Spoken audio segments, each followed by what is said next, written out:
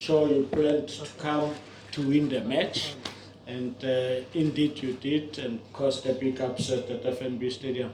Take us through the moments of the game that were critical. I think first and foremost the planning, leading up to the game, analysing Chiefs, and we know that so far this season they've actually been a very, very good team, difficult team to beat. I think they're a rejuvenated team, and they're playing a lot better football than what they did in previous seasons. So we knew this game was going to be extremely tough, but we came with a game plan. We worked on it during the week, and I felt, when those moments came, we took the opportunities. We knew that there was going to be a lot of time that we would have to suffer, we'd have to work hard, but the most important factor was, dealing with it and coming through it, the difficult moments, and then utilizing the opportunities that you create. And I thought Bradley was outstanding tonight, not only because of the 2 goals that he scored, but also obviously because of his aerial ability and winning headers, and then combining and finding other players. So on the transitions, we always looked a threat, and they struggled to deal with us. So very proud of the boys, because everything we've done in training came out on the pitch today. And as I think I've said this to you guys before, most times that's how I judge myself as a coach. What we do in training, are we transferring it onto the field? And I felt we did that this evening. Thank you, Coach. Members of the media, it's your turn. Please, your name of your publication, and direct to the question, and the coach will do the rest. Robbie, Mike. Coach Lorenzo with the Stick Hands, now it's very early, but are you and the club starting to train? No, I think it's still very early days. It's only 6 games into the league. There's still a very, very long road.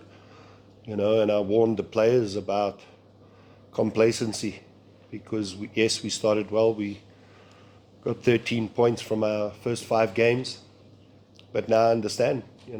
You're a target, and you're going to have to raise your level. You're going to have to work even harder than what you did in the first cycle. We're going into a second cycle of 5 games.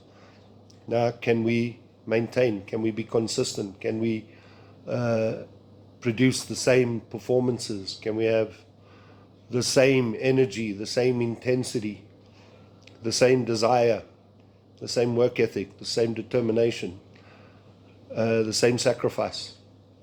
And I gave them the example of Sundowns. They won the league 8 years in a row. You think that's hard? You think it's hard now because you've won 5 games in a row? No. Try and win the league 8 times in a row, and you'll see how much sacrifice you have to make. So I think the message was loud and clear for us to ensure that we came out here and put on a good performance. Thank you. Coach Ntsako from ENCA.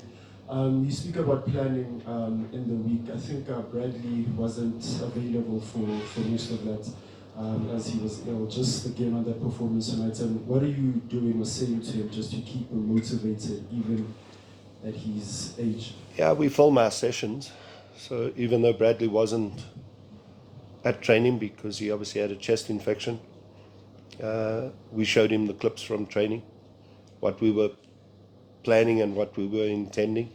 And also for Brad's a seasoned pro. He's not someone who still needs to be developed and learn. His tactical prowess is very, very high, so not difficult for him to understand the game plan, and he proved that tonight. Good evening, Coach. Nick Gleeson for Backpage Media. You've had 3 different goalkeepers start this season.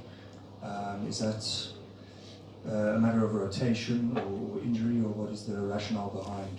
I think ultimately Toaster is the Zambia first choice goalkeeper. He was someone that we signed at the beginning of the season. We struggled to get his work permit. And for that reason, Toaster didn't start. And Ronaldo started. Sapunga was someone else who joined us at the beginning of the season from Polokwane, but spent a long, long time without playing. And Ronaldo obviously ended off last season very, very well. But in reality, my first choice would have always been Toaster. Now he got his work permit, so he comes into the team. Coach Benjamin Yurenda here. Coach, I once spoke to you. We spoke about it still being early for people to count Sundowns out. But Sundowns came here and they got a draw. You came here and you got a win. Is that a barometer to judge yourself to say you are in the right path to fight for the league this season? I think we're on the right path, definitely on the right path because of the results that we are achieving. But everybody spoke about Sundowns being poor, but Sundowns a couple of hours ago were sitting top of the league. That's just a fact. We've all got to compete against Mamelodi Sundowns, even when they go through a rough patch. But that rough patch, it's not a rough patch because ultimately, normally they would achieve 12 points out of 5. They achieved 11. You know, so to say that they're going through a bad spell, I find that difficult to believe. They've got a lot of quality, and I still think they are firm favourites to win the league because of the depth that they have in their squad. So the rest of us, our job, and my job as a coach, is we want to close that gap. That's what we want to do. That's the objective that I said at the beginning of the season, is that can we close that gap? Can we ensure that we start collecting more points to make life a little bit more difficult for Sundowns? But, you know, I think it would be very, very premature for me to be saying, yeah, we're going to compete for the league. It's only 6 games in, and a lot of things can happen in a short space of time. Yeah, Coach Vele from Sport, congratulations on the victory. Can we talk about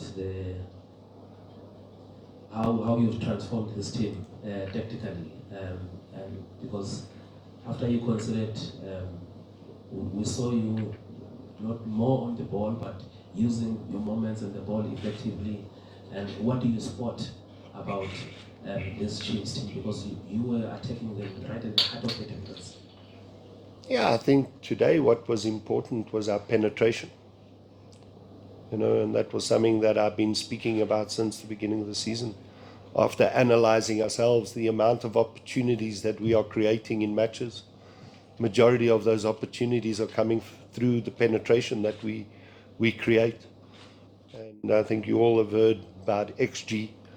And, you know, our last couple of games, our XG has been just over 2.1, which is quite a lot. You know, and prior to that, it was 1.6, 1.7, which is really, really high. So it means we're doing the right things, just not getting on the end of them. But today we got on the end of those penetration passes and those runs in behind, which caused them problems. And like I told you before, this is something I've been working on quite extensively in training. So to see it come off today was pleasing. Good evening, Coach. Coach, you came into this game, Kaizer Chiefs played 5 games without conceding any goals. Were there any strategies that you used to unlock their defense? Yeah, it was that, what I just mentioned, the penetration. You know, Chiefs like to play this very, very high line. And because of that high line, they can be punished, you know. So we punished them today because they gave us space in behind.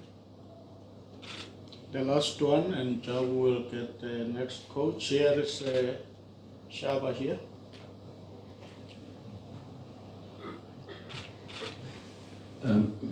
Timothy Joseph, sports coach. Congratulations on the result. I mean, you've got one of the most experienced squads in terms of the players that you have. I mean, even some of those who are injured, the likes of Mtambo, captain, and Robla, Monari, all of them. what does it take for you to have more leaders on the field of play, and how helpful is it for you to know very well that the experience that you have in your squad, I mean, when you did the subs now, you introduce players, senior players who know how to do this. How much of an advantage is that for you as a coach? I think it's very important that, irrespective of that, they are the senior players and they've had long careers. I think coaching has evolved. You know, it's no longer coach-centered. It's more player-centered. It's about giving the players that responsibility and giving them that ownership. You know, and I think that's what we've created at the club. Players feel that sense of responsibility. They feel that sense of ownership. And I'm not a dictator. I like to sit with the senior players and discuss the tactics and the plans so that they have a buy-in and an understanding, you know. And it obviously helps when you have players who've had good, successful careers as the players you've mentioned, Linda, Monare, Miguel Tim, Bradley Grobler, you know, they're all, Danny Cardozo, they all come from success at clubs, you know. So now it's about feeding off their knowledge as well as my own. Do you understand? And then passing it on to obviously the rest of the squad. That's Coach Tinkler. Congratulations. Babina Noko family, thank you very much and all the best. Travel safe. We'll see you again, Coach. All the best against Arrows in your next home game. Thank you, sir. Thank you.